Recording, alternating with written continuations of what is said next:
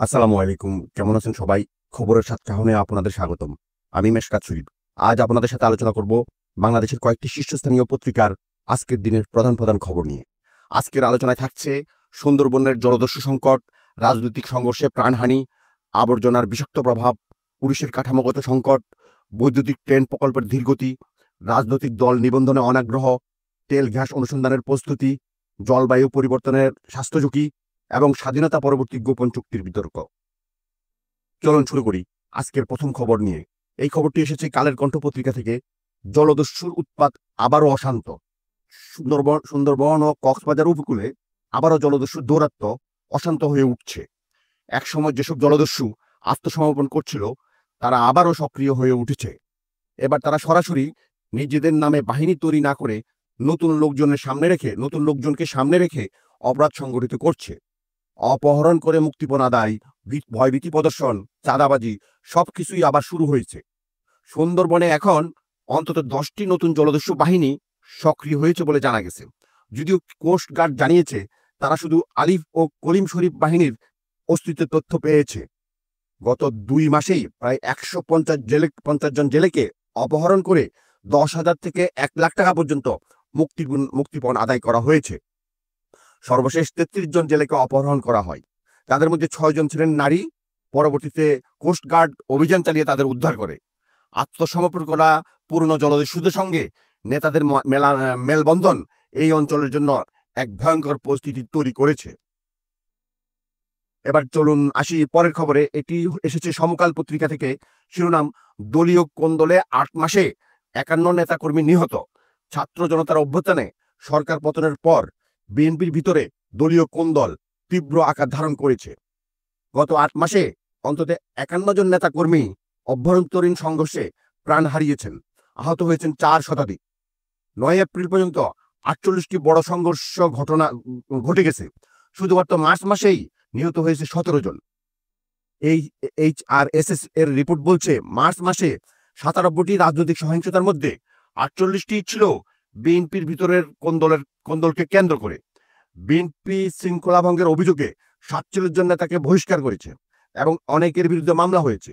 এই ঘটনা প্রমাণ করে বিরোধী দলে নেতৃত্ব সংকট ও রাজনৈতিক সংস্কার এখন অত্যন্ত জরুরি।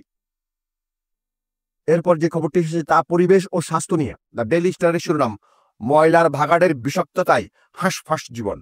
আমিনবাজারের ল্যান্ডফিল এখন এক বিষাক্ত মৃত্যুকূপে পরিণত হয়েছে। একসময় সবুজ শস্য ভরা ছিল এই এলাকা।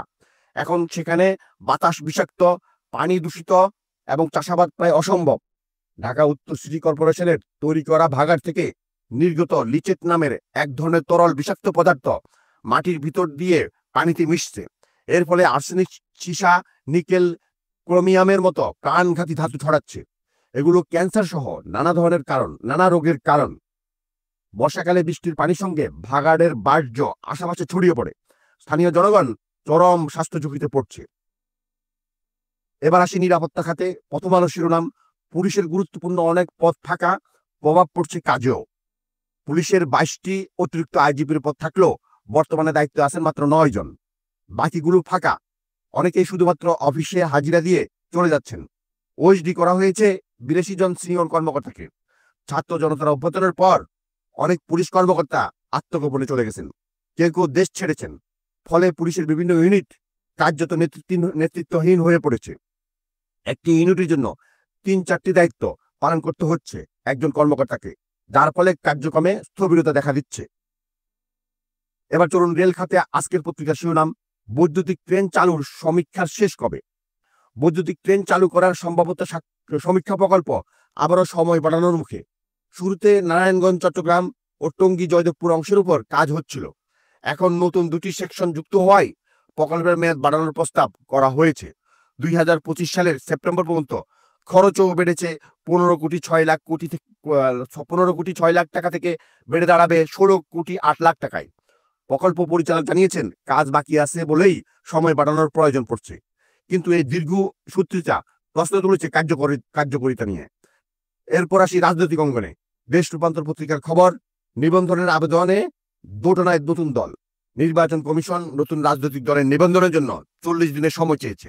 গত 30 দিনে মাত্র একটি দল আবেদন করেছে। কঠিন শর্ত, অনিশ্চিত রাজনৈতিক পরিস্থিতি এবং নির্বাচনী সংস্কার অনুপস্থিতির কারণে বেশিরভাগ দল এখনো নিবন্ধনের উদ্যোগ নেয়নি। অনেকে শেষ মুহূর্তে আবেদন করবে বলেও ধারণা করা হচ্ছে। চলুন দেখি এবার আরেকটি খবর খনিজ সম্পদ সংক্রান্ত খবর। বণিক বার্তার শিরোনাম, স্থলভাগে তেল গ্যাস অনুসন্ধানে প্রস্তুতি পেট্রোবাংলার। পেট্রোবাংলা দেশের স্থলভাগে নতুন করে তেল গ্যাস অনুসন্ধানে এগুচ্ছে। যুক্তরাজ্য ভিত্তিক উড ম্যাকেঞ্জির তৈরি করা উৎপাদন বন্টন চুক্তির খসড়া তারা হাতে পেয়েছে। এখন তার যাচাই বাছাই করে জুনের মধ্যে দরপত্র আহ্বান করা হবে। এই উদ্যোগ সফল হলে জ্বালানি নিরাপত্তায় বড় পরিবর্তন আসতে পারে বলে সংশ্লিষ্টরা মনে করছেন। এবার আসি স্বাস্থ্য সংক্রান্ত এক গবেষণার খবর। নিউজ পত্রিকার শিরোনাম, বাংলাদেশের 91% রোগ জলবায়ু পরিবর্তনের সঙ্গে সম্পর্কিত। 2017 থেকে 2022 সাল পর্যন্ত দেশে 8 লাখ রোগীর নতুন বিশ্লেষণ করে দেখা গেছে বাংলাদেশের 91% রোগ জটিলতা জলবায়ু পরিবর্তনের সঙ্গে সম্পর্কিত। Diarrhoea, pneumonia, urinary infection, typhoid সহ বিভিন্ন রোগ নারী ও শিশুকে সবচেয়ে বেশি আক্রান্ত করেছে। খরা, তাপপ্রবাহ, দূষণ সবই এই রোগ বালাইয়ের পিছনে কাজ করছে। শেষ খবরটি এক ঐতিহাসিক বিতর্ক নিয়ে। যুগান্তর পত্রিকার শিরোনাম, সেই 7 গোপন চুক্তি। মুক্তিযুদ্ধ চলাকালীন তাজউদ্দিন আহমেদ ভারতের সঙ্গে 7টি গোপন চুক্তি করেছিলেন, যেগুলো জনস্বার্থ বিরোধী ছিল বলে অভিযোগ তোলা হচ্ছে। 1972 সালে শেখ মুজিবুরের ভারত সফরে আরো একটি 25 বছর মেয়াদী চুক্তি হয়। ভাসানীর হক কথা পত্রিকায় এসব তথ্য ফাঁস হতেই তাকে গ্রেপ্তার ও হত্যা চেষ্টার অভিযোগ ওঠে। পত্রিকাটি বন্ধ করে দেওয়া হয়। এই ইতিহাস আবার সামনে এসেছে। রাজনৈতিক আলোচনার অংশ হিসাবে আজকের জন্য এটুকুই। আশা করি বিস্তারিত আলোচনা আপনাদের কাছে ভালো লেগেছে। আবার দেখা হবে। ভালো থাকবেন। আল্লাহ হাফেজ।